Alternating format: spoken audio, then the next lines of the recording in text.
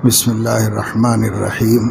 حکیم الامت مجدد الملت حضرت مولانا اشرف علی تھانوی نور اللہ مرقدہ فرماتے ہیں کہ اوروں کو تو کیا مجھ سے تکلیف پہنچتی، گھر والوں تک کو میری وجہ سے بحمد اللہ کوئی تکلیف نہیں پہنچتی۔ گھر والوں کا یہ معمول تھا کہ جب میں گھر جاتا تب میرے لیے تازی اور گرم روٹی پکاتی۔ مجھ کو اس سے تنگی ہوتی اور تکلیف ہوتی کہ میری وجہ سے ان کو کیوں تکلیف ہو۔ ایک دن میں نے کہا کہ میں گرم روٹی نہیں کھانا چاہتا، 1 گھنٹہ پہلے کی بنی ہوئی روٹی کھانا چاہتا ہوں۔ تب سے پھر ان کی وہ عادت چھوٹی۔ کبھی وقت پر کھانا نہ کھایا اور دوسرے وقت کے لیے رکھ دیا گیا تو کہہ دیتا تھا کہ تم بے فکر ہو جاؤ اور کسی جگہ رکھ کر بتلاؤ، میں خود اپنے ہاتھ سے لے کر کھا لوں گا، بس کسی جگہ رکھنے کا انتظام کر دو، جگہ کے مقرر ہونے پر مجھ کو ڈھونڈنے کی تکلیف نہ ہوگی۔ غرض ان کو ہر طرح پر فارغ کر دیا۔ اسی طرح کے بہت سے معمولات ہیں، یہ ایک بات نمونے کے طور پر میں نے ذکر کر دی ہے۔ تو جب میں گھر والوں کو تکلیف نہیں دیتا تو دوسروں کو کیا تکلیف دوں گا۔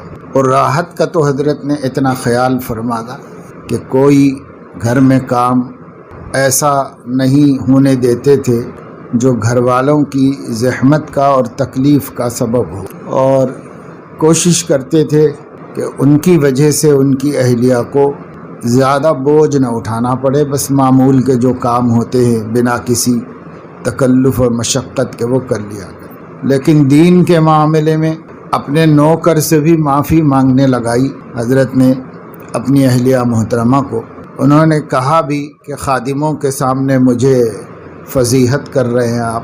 حضرت نے فرمایا کہ قیامت کے دن کی رسوائی سے بچانا چاہتا ہوں، اس لیے اس معاملے میں آپ کی غلطی ہے، آپ خادم سے معافی مانگ لیجیے۔ تو یہ اعتدال ہے کہ مروت، رعایت، رحمت اپنی جگہ پر، اور دین کے معاملے میں تنبیہ و تربیت اپنی جگہ پر۔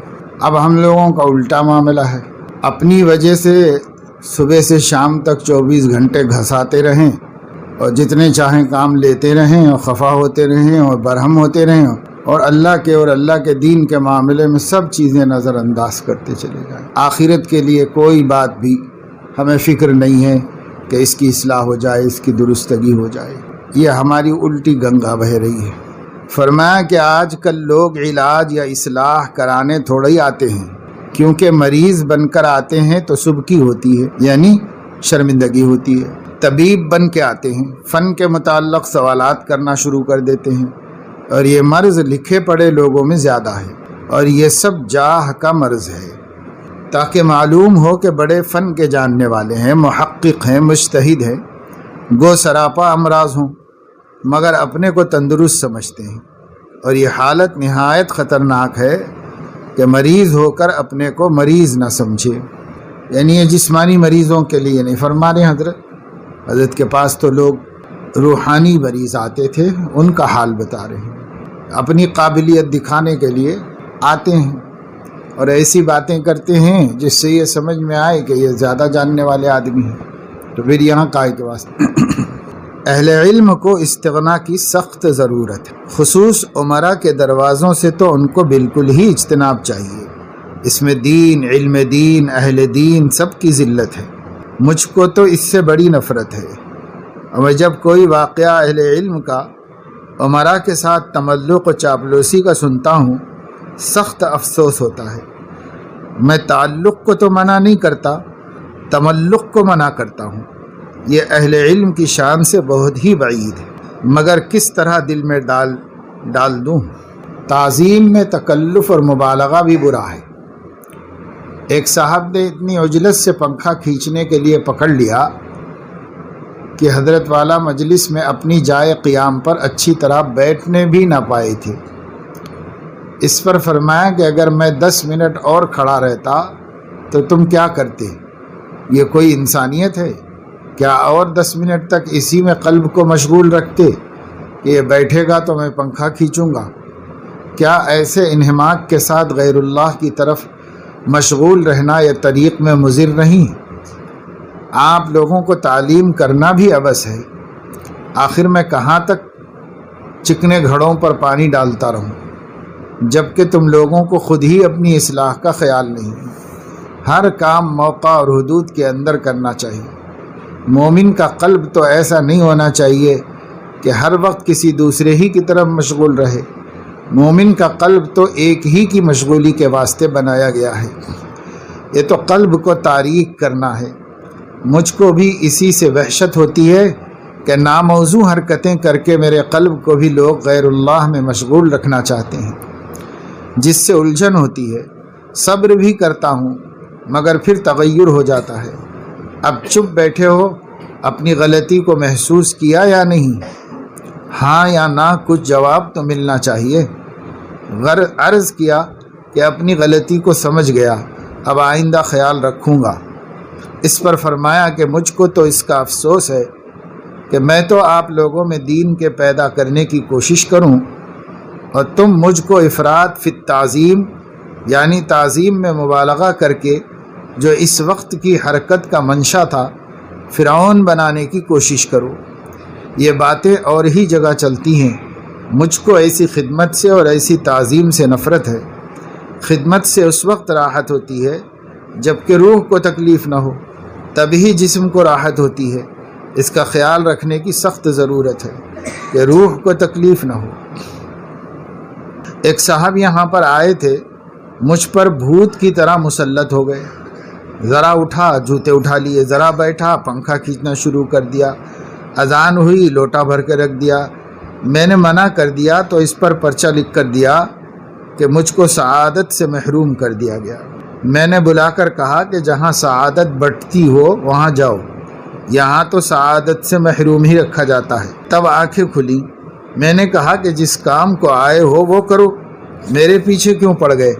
تب ان سے پیچھا چھوٹا، یعنی اپنی فکر تو نہیں اصلاح کی اور خدمت کے نام پہ خالی بھگ دوڑ کر کے اپنے نفس کو خوش کرنے کے علاوہ اور کچھ نہیں۔ ایک سلسلہ گفتگو میں فرمایا کہ ایک صاحب تھے ندوہ کے فاضل، ان کا خیال تھا کہ اگر کوشش کی جائے تو تدبیر سے مسلمانوں میں اتفاق ہو سکتا ہے۔ میں نے کہا کہ نیری تدبیر سے مسلمانوں میں اتفاق نہیں ہو سکتا، اور میں نے آیت پڑھی هو الذی ایدک بنصرہ وبالمؤمنین والف بین قلوبہم لو انفقت ما فی الارض جمیعا ما الفت بین قلوبہم ولکن اللہ الف بینہم، یعنی اللہ ہی نے تمہاری اے رسول صلی اللہ علیہ وسلم تائید کی اپنی مدد سے اور مومنین کے ذریعے، اور ان کے دلوں میں جوڑ پیدا کر دیا۔ اگر تم زمین کی تمام چیزیں بھی خرچ کر ڈالتے تو بھی ان کے درمیان اتفاق نہ پیدا کر سکتے تھے۔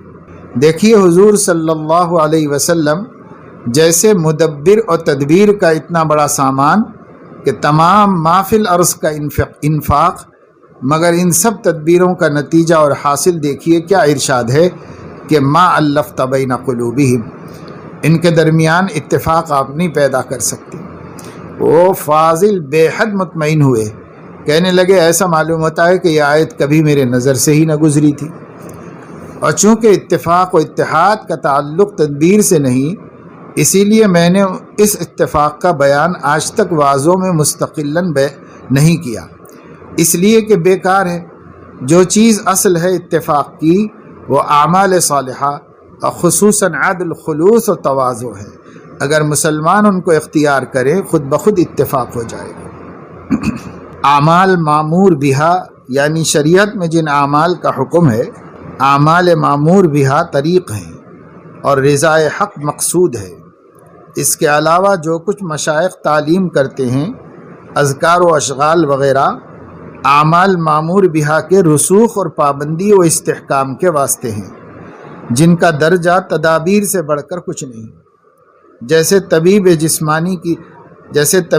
جسمانی تدابیر مریض کے واسطے ہوتی ہیں، اسی لیے جیسے طبیب جسمانی کی تدابیر کو بدعت نہیں کہا جا سکتا، ایسے ہی تدبیر روحانی کو بھی بدعت نہیں کہا جا سکتا۔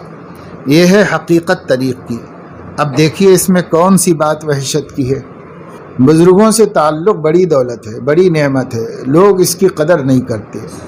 مجھ کو تو اس لیے بھی اس کی خاص قدر ہے کہ میرے پاس تو سوائے بزرگوں کی دعا کے اور کچھ ہے ہی نہیں، نہ علم ہے نہ عمل ہے، اگر ہے تو صرف یہی ایک چیز ہے۔ اور جس شخص کا یہ اعتقاد ہو وہ کیا اپنی کسی بات پر ناز یا فخر کر سکتا ہے؟ اور ناز و فخر تو کسی حالت میں بھی انسان کو نہیں کرنا چاہیے جبکہ سرتا سر نقائص و عیوب سے بھرا ہوا ہے۔ مولانا فرماتے ہیں ناز را روئے بیاید ہم چو ورد چو نداری گرد بدخوئی مگرد، یعنی ناز کرنے کے لیے گلاب جیسا منہ چاہیے، جب تیرا چہرہ ایسا حسین نہیں تو تیرا ناز دکھانا بد اخلاقی کے سوا کچھ نہیں، تو اس سے بڑا پرہیز کر۔ نیاز پیدا کرنے کی سعی و کوشش میں لگا رہنا چاہیے، اسی وقت تک خیر ہے ورنہ آگے خیر نہیں۔ یہ بات تو اپنے بزرگوں میں دیکھی کہ سب کچھ تھے اور اپنے کو کچھ نہ سمجھتے تھے، اپنے کو مٹائے ہوئے فنا کیے ہوئے تھے۔ چونکہ یہ طرز اپنے بزرگوں میں دیکھا اس لیے مجھے بھی یہی پسند ہے۔ آج کل کے ڈھونگ نظروں میں میرے سماتے نہیں، اور کوئی کتنا ہی بڑا ہو نظروں میں جچتا نہیں۔ اصل تو یہ ہے کہ ہمارے بزرگ ہم کو بگاڑ گئے اور کسی کام کا چھوڑا ہی نہیں، صرف ایک ہی کام کا بنا گئے، مٹنا فنا ہونا۔ فرمایا کہ میرے دل میں اللہ کا شکر ہے کہ باوجود بہت لوگوں کے ستانے کے اور بدنام کرنے کے نہ کسی کی طرف سے کینہ ہے، نہ کپٹ، نہ بغض، نہ عداوت۔ یہ تو غیر معتقدین کے ساتھ معاملہ ہے، اور معتقدین کے ساتھ یہ معاملہ ہے کہ میں نے یہاں کے رہنے والوں تک کو اپنے معاملات میں ایسا دخل کبھی نہیں دیا کہ ان کو یہ موقع ملتا کہ جس سے چاہا راضی کر دیا، جس نے چاہا ناراض کر دیا۔ بہت سے درویشوں کی یہاں آفت ہے، بہت سے درویشوں کے یہاں یہ آفت ہے۔ ایک مرتبہ میرے بڑے گھر میں سے ایک شخص کی شکایت کی، اور وہ شخص بھائی مرحوم کے یہاں کارندہ تھا۔ میں نے ان کو دروازے پر بلا کر کہا کہ یہ تمہارے متعلق کہتی ہے۔ انہوں نے اپنا تبرئہ کیا، یعنی الزام کا انکار کیا۔ میں نے گھر میں سے کہا، یعنی اہلیہ سے کہا کہ ثبوت تمہارے ذمے ہے، ثبوت دو۔ کہنے لگی توبہ، آپ تو ذرا سی دیر میں آدمی کو فضیحت کرتے ہو۔ میں نے کہا کچھ بھی ہو مگر اب سے کسی کی چغلی مت کرنا اور ان سے معافی مانگ لینا۔ بس شرمندہ ہو کر رہ گئی۔ جن لوگوں نے مجھ کو برا بھلا کہا، قسم قسم کے الزامات اور بہتان لگائے، ان سے کینہ نہیں، ہاں طبعاً رنج ہے، انقباض ہے، اور میں اس میں معذور ہوں، کیا کروں؟ غیر اختیاری چیز پر کیا اختیار؟ آخر بشر ہوں، اثر کا ہونا امر فطری ہے، یعنی بالارادہ کسی سے کوئی کینہ کپٹ نہیں رکھا ہوا ہے، سب سے دل صاف۔ اور جب دل دوسروں میں مشغول ہوگا تو اللہ میں کب مشغول ہوگا؟ اس لیے دل کو غیر اللہ سے فارغ کر لینے میں پھر اللہ سے مشغول رکھنا آسان ہو جاتا ہے۔ اس لیے غیر اللہ سے فارغ اس وقت تک نہیں ہوگا جب تک دل میں شکایتیں باقی رہیں گی، کینہ رہے گا، کپٹ رہے گا۔ ہاں طبیعت کا انقباض ہونا، منقبض ہونا، حضرت فرما رہے ہیں کہ یہ تو غیر اختیاری چیز ہے، اس پر میرا کوئی اختیار نہیں۔ جیسے شیخ سعدی رحمۃ اللہ علیہ نے فرمایا، توانم کے اندرون کسے نہ آزارم، میں یہ تو کر سکتا ہوں کہ کسی کا دل نہ دکھاؤں، مگر حاسد کو کیا کروں کہ وہ خود سے تکلیف میں ہے، میں نے تو نہیں دی ہے اس کو تکلیف، وہ اپنے آپ تکلیف میں ہے، میں کیا حل نکالوں اس کا؟ تو حاسد کو کچھ نہیں کر سکتے۔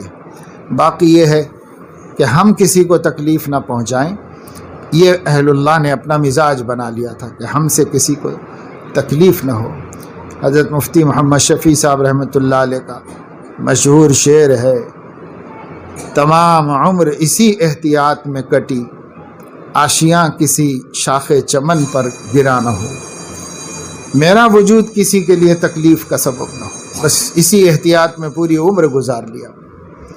دوسروں نے کیا تکلیف دی اس سے مطلب نہیں، ہم سے کسی کو تکلیف نہیں۔ یہ بہت بڑا طریق کا حصہ ہے جسے ہم لوگ اختیار تو کیا کرتے جانتے بھی نہیں۔ جن لوگوں نے مجھ کو برا بھلا کہا، قسم قسم کے الزامات اور بہتان لگائے، ان سے کینہ نہیں ہے، ہاں طبعاً رنج ہے، انقباض ہے، اور میں اس میں معذور ہوں، کیا کروں؟ غیر اختیاری چیز پر کیا اختیار؟ آخر بشر ہوں، اثر کا ہونا امر فطری ہے۔ فرمایا کہ نری صحبت سے بھی کچھ نہیں ہوتا، یعنی صرف صحبت سے، محض کسی کی صحبت میں رہنا، محض اس سے بھی کچھ نہیں ہوتا، نری صحبت سے بھی کچھ نہیں ہوتا جب تک کہ خود طلب نہ ہو اپنی اصلاح کی۔ یہاں تو خیال کرنے سے اور فکر اور ہمت سے کام چلتا ہے، محض وظائف اور صحبت سے کیا ہوتا ہے اور اس سے کیا کام چل سکتا ہے۔ یہی وجہ ہوتی ہے کہ بہت سے لوگ برسوں صحبت میں اور خدمت میں رہتے ہیں اور خود کچھ نہیں سیکھتے۔ وجہ اس کی یہ ہے کہ صحبت میں رہنے کے بھی ارادہ ہے، کیا ارادہ ہے اسے طے کرنا ہے کہ کیا ارادہ ہے، کس لیے رہنا ہے بڑوں کی صحبت میں۔ تو جب اپنی اصلاح مقصود ہی نہیں بنائی، خدمت کرنا مقصود بنایا تو اپنا خدمت کر لے رہا ہے، شیخ کو، پیر کو، بزرگ کو جسمانی راحت پہنچا دے رہا ہے، بس ختم، اور خود کو کچھ بھی نہیں مل رہا ہے اور خود نہ سیکھ رہا ہے نہ فائدہ اٹھا رہا ہے، اس لیے کہ قصد ہی نہیں کیا، اور جس چیز کا آدمی ارادہ کرتا ہے وہی اس کو ملتی ہے۔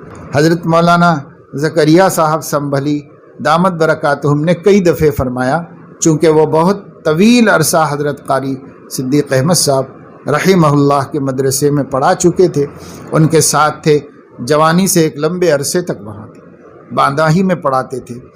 بعد میں حضرت مولانا علی میاں رحمۃ اللہ علیہ نے حضرت قاری صدیق احمد صاحب سے سفارش کر کے ندوے میں بلا لیا، تب سے اب تک ندوے میں ہے وہ، لیکن فراغت کے بعد سے باندہ میں ہی پڑھاتے تھے، وہیں ایک لمبا عرصہ گزرا۔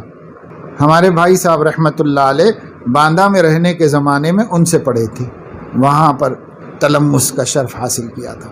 تو مولانا نے کئی دفعے کہا، ایسے ہی جب یہاں تشریف لاتے تھے، رہتے تھے، قیام فرماتے تھے، تو کہنے لگے کہ مولانا میں نے حضرت کے ساتھ بہت لمبا عرصہ گزارا ہے، بہت لوگ دنیا بھر سے ان کے پاس آتے تھے، لیکن جو جس غرض سے آیا وہی پایا۔ جو دواخانہ چمکانے آیا تھا اس کا دواخانہ چمک گیا، جو کاروبار بنانے آیا تھا اس کا کاروبار بن گیا۔ جو لوگ واقعتاً اپنی اصلاح و تربیت کے لیے آئے تھے وہ بھی ہیرے بن گئے، مگر جو جس غرض سے آیا، اپنی نیت اپنی طلب پر ہے، وہ چاہے کتنا بڑا پہنچا ہوا ہوگا، مگر ہمارا کیا ارادہ ہے، ہمارا جیسا ارادہ ہوگا اللہ تعالیٰ ویسے عنایت فرماتے ہیں۔ اس چیز کی بڑی کمی ہے۔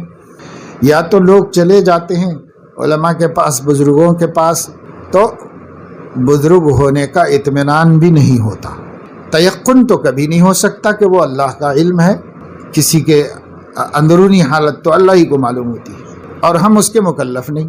لیکن جو ظاہری زندگی سے، باتوں سے، تعلیمات سے، عملی زندگی سے جو چیز سمجھ میں آتی ہے، اس میں ہمیں یہ اطمینان حاصل کرنا ہے کہ یہ خود دین پر ثابت ہے یا نہیں ہے، اور صحیح الاعتقاد ہے یا نہیں ہے، اور دوسروں کی تربیت میں اتباع سنت کا اہتمام کرتا ہے یا نہیں کرتا ہے، اس کو دیکھ لینا ہے بس۔ چونکہ ہم خود متبع سنت بننا چاہ رہے ہیں، ظاہر و باطن کو سنت کے مطابق بنا لینا چاہ رہے ہیں، یہ ہماری غرض ہے۔ یہ غرض یہاں پوری ہو سکتی ہے کہ نہیں، اس کے لیے 1 دفعہ 2 دفعہ 5 دفعہ 10 دفعہ آدمی ملاقات کرے، کچھ وقت گزارے، کچھ دیکھے، کچھ سمجھے۔ کیوں؟ اس واسطے کہ جب تک کسی سے اعتقاد میں کمی رہے گی نفع نہیں ہوگا، فائدہ ہی نہیں اٹھائے گا، کیونکہ اعتقاد کی کمی بدگمانیوں پر ڈالتی ہے۔ اب بدگمانیوں کے ساتھ کسی سے کیا استفادہ کرے گا؟ تو یہی رسمی قسم کا آنا جانا اس کا رہے گا، اب خود ہی مطمئن نہیں ہوگا دل، اور جب دل خود ہی مطمئن نہیں تو کیا باتیں مانے گا، کیا کہا مانے گا کسی کا۔ حضرت سلطان نظام الدین اولیاء رحمہ اللہ نے مرید ہونے کے لیے آنے والے 2 آدمیوں سے مجلس میں سوال فرمایا کہ بھئی اگر میں آپ لوگوں کو خلاف شریعت کوئی حکم دوں، مانو گے کہ نہیں مانو گے؟ جب تربیت کے لیے آئے ہو تو میرا کہنا مانو گے کہ نہیں مانو گے؟ تو ان لوگوں نے کہا کہ مانیں گے۔ اور اگر میں خلاف شریعت کہوں تو مانو گے کہ نہیں مانو گے؟ تو ایک نے کہا نہیں مانیں گے، ایک نے کہا مانیں گے نہیں۔ جس نے مانیں گے کہا تھا اس کو بیعت کی، اور جس نے نہیں مانیں گے کہا تھا تو صحیح تو اس نے کہا تھا لیکن اس کو بیعت نہیں۔ تو لوگوں کو بڑا تعجب ہوا، حاضرین کو۔ پھر اس تعجب کو دور کیا اور فرمایا، ان سے ہی پوچھا کیوں نہیں مانو گے بھئی؟ آپ جب میرے سے تربیت حاصل کرنا چاہ رہے ہو تو میرا کہنا کیوں نہیں مانو گے؟ تو اس نے کہا حضرت ہم تو دین سیکھنے کے لیے آئے ہیں، آپ دین کے خلاف کہیں گے تو ہم کیوں مانیں گے؟ ہم نہیں مانیں گے، ہم تو دین میں ترقی کرنا چاہ رہے ہیں۔ کہا اچھا ٹھیک ہے، بہت اچھا تم نے سوچا اور بہت اچھا جواب دیا۔ بھائی تم کو یہ بات نہیں معلوم تم نے کیوں کہا کہ مانیں گے؟ تو اس نے کہا کہ حضرت اگر مجھے یہ ڈر ہوتا کہ آپ دین کے خلاف کہیں گے تو میں کبھی نہ آتا آپ کے پاس۔ مجھے یہ یقین ہے کہ آپ دین کے خلاف نہیں کہیں گے، اور اگر دین کے خلاف مجھے لگے گا تو میں سمجھوں گا کہ میری غلط فہمی ہے، میں تحقیق کر لوں گا، میں پوچھ لوں گا۔ لیکن یہ کہ مجھے نہیں معلوم، مجھے نہیں شبہ ہے کہ آپ دین کے خلاف مجھے کہیں گے، سب اطمینان ہوا تو آیا میں آپ کے پاس کہ آپ مجھے دین پر ہی چلائیں گے، اس اطمینان پہ آیا ہوں۔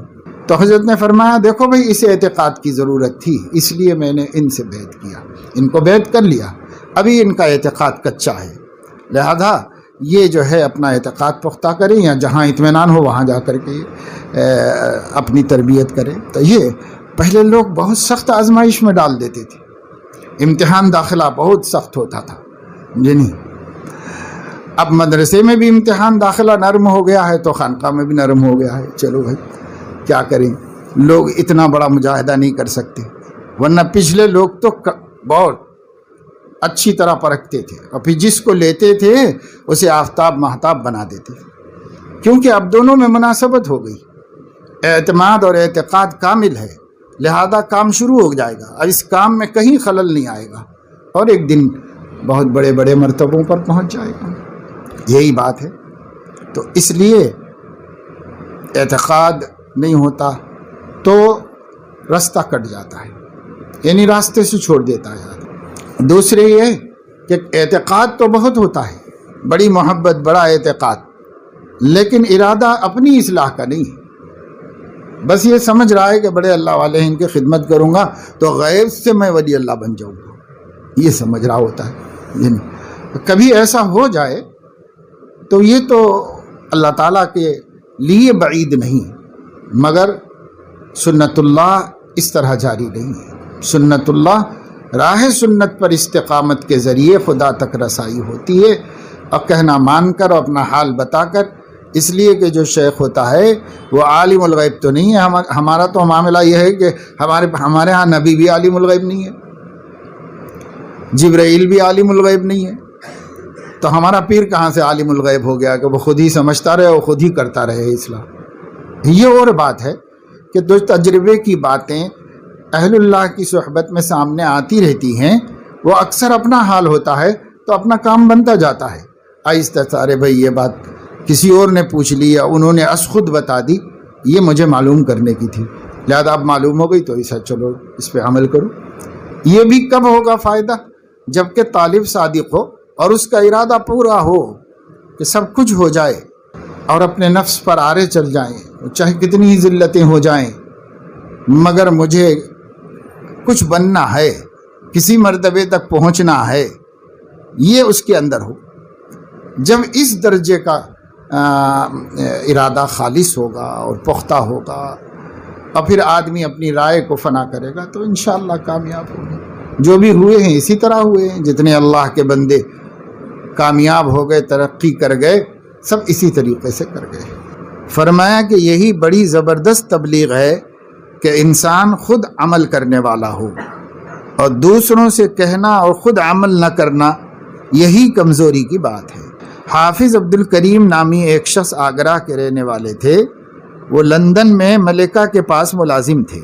یہاں ان کے ذریعے سے غریب مسلمان جو گلاؤنی میں تھے مجھ سے بھی ملے، پولیس میں ذمہ دار تھے، لندن بلائے گئے، اور ملکہ کے سامنے پیش کرنے کے قبل حافظ صاحب نے ان کو تعلیم دی کہ آداب شاہی یوں بجا لانا اور سلام یوں جھک کر کرنا۔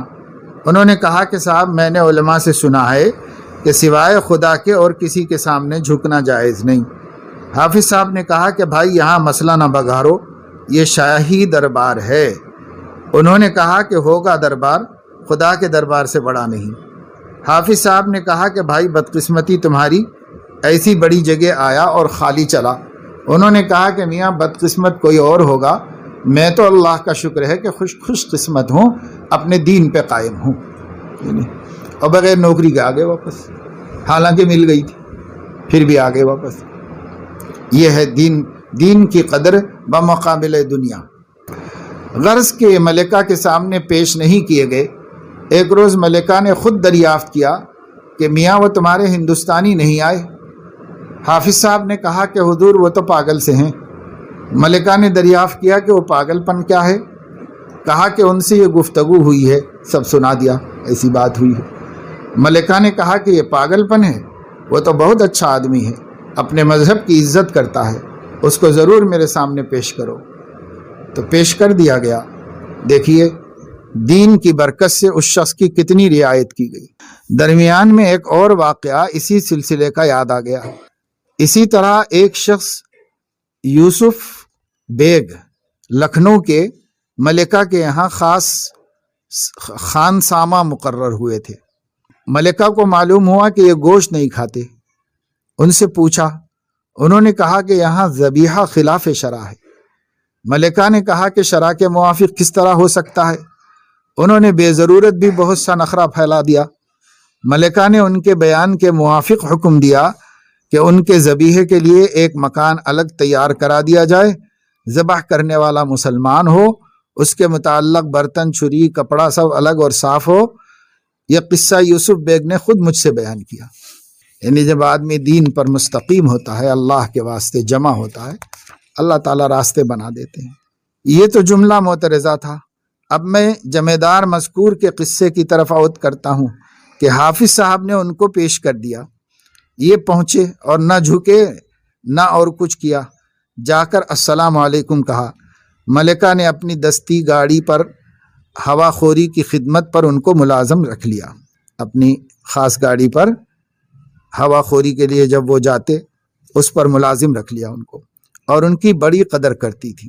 غرض دینی کمزوری اپنی ہی ہے اور دوسروں پر الزام۔ اسی طرح مولوی عبدالجبار صاحب وزیر بھوپال کا واقعہ ہے کہ ایک جلسے میں وائسرائے خود تقریر کر رہے تھے کہ انہی مولوی عبدالجبار صاحب نے گھڑی دیکھ کر اور کھڑے ہو کر وائسرائے سے کہا کہ ہماری نماز کا وقت ہو گیا ہے، ہم نماز پڑھ کر آ جائیں، تب تقریر کیجیے گا۔ وائسرائے نے ایک دم تقریر بند کی اور بیٹھ گئے، اور وہاں جتنے مسلمان تھے ان کو بھی نماز کے لیے جانا پڑا، اس خیال سے کہ کہیں وائسرائے یہ نہ سمجھیں کہ یہ بے نمازی مسلمان ہیں۔ جب سب باہر آئے، ایک صاحب نے ان سے کہا کہ آپ نے غضب کیا، تقریر بند کروا دی۔ انہوں نے کہا کہ کیا نماز فرض نہیں؟ کہا کہ نماز تو فرض ہے، لیکن خود چپکے سے اٹھ کر چلے آتے، اعلان کی کیا ضرورت تھی؟ انہوں نے کہا اگر اعلان سے نہ کہتا تو تم جیسے کیسے نماز پڑھتی؟ واقعی کام کا جواب دیا۔ غرض خود ویسا ہو جانا بڑی زبردست تبلیغ ہے۔ یہ واقعات تو پختگی کے ہیں۔ اب غیرت اسلامی اور حمیت اسلامی اور جوش اسلامی کا ایک واقعہ سنیے۔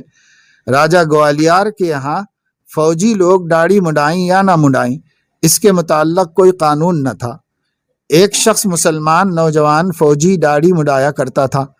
سب برا بھلا کہتے کہ تو داڑھی مڈاتا ہے۔ وہ جواب میں کہتا کہ میاں گناہ کرتا ہوں، اللہ معاف کرے گا۔ پھر اتفاق ایسا ہوا کہ راجہ کی طرف سے حکم ہوا کہ فوج میں رہنے والا شخص کوئی داڑھی نہیں رکھ سکتا۔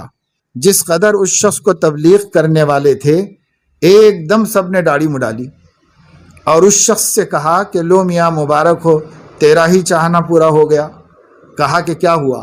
کہا کہ اب تو راجہ کا حکم ہو گیا کہ کوئی فوجی داڑھی نہیں رکھ سکتا، اس لیے بھائی ہم سب کو مڈانی پڑی۔ اس پر یہ شخص جواب دیتا ہے کہ میاں اب تک جو داڑھی مڈائی اور خدا کی نافرمانی کی تو نفس کے کہنے سے کی، مگر اب خدا کے نافرمان کا حکم ہے تو اب مڈانا بے حمیتی ہے۔ کہا کہ فوج سے برخاست کر دیے جاؤ گے۔ کہا کہ اللہ رزاق ہے، وہ کہیں اور سے سبیل فرما دے گا، اور اس نے اب داڑھی رکھ لی۔ یعنی جب غیر اللہ نے منع کیا تو رکھ لی۔ یہ ہے قوت ایمانیہ، اور یہ ہے جوش اسلامی اور غیرت اسلامی اور حمیت اسلامی۔ مگر مسلمانوں نے خود ہی کمزوری اختیار کر لی۔ اس کے یہ نتائج ہیں جو ظاہر ہو رہے ہیں۔ اللہ اکبر۔ فرمایا کہ میں کہاں تک اس کی رحمتوں اور فضل کا بیان کر سکتا ہوں اپنے اوپر۔ اپنے بارے میں حضرت فرما رہے ہیں کہ میں کہاں تک اللہ کی رحمتوں اور اس کا فضل بیان کر سکتا ہوں۔ لاکھ لاکھ شکر ہے اللہ کا کہ ایک دفعہ مجھ کو 17 دن تک طاعونی بخار آیا، غشی طاری رہی، مگر نماز ایک وقت کی بھی بحمد اللہ قضا نہیں ہوئی۔ حالت یہ تھی کہ نہ ہوش، نہ کھانا، نہ پینا، مگر جیسے ہی نماز کا وقت آتا ہوش آ جاتا تھا، اور اتنی قوت بھی آ جاتی تھی کہ بدون کسی کے سہارے خود نماز پڑھ لیتا تھا۔ یہ بس اللہ ہی کا فضل ہے، رحمت ہے۔ یہ بخار جلسہ سہارنپور کے واعظ میں ہوا تھا۔ اس کے قبل بخار آیا تھا، نقاہت باقی تھی کہ جلسے میں جانا ہو گیا، مگر واعظ کہنے سے عذر کیا۔ ایک طبیب نے قوت کی دوا دے دی تھی کہ واعظ کہنا ممکن ہو، چنانچہ واعظ شروع ہو گیا اور واعظ ہی کے درمیان میں طاعونی بخار ہو گیا۔ وطن واپس پہنچ کر بخار چڑھ گیا، غشی ہو گئی۔ اسی غشی کی حالت میں بحمد اللہ تعالی ہر بات ٹھکانے کی ہوتی۔ بحمد اللہ بیان بھی جلسے میں پورا ہو گیا، کام بھی نہیں رکا۔ وہ جس سے چاہیں اور جس حالت میں چاہیں کام لے سکتے ہیں۔ سبحانک اللہم و بحمدک اشہد ان لا الہ الا انت استغفرک۔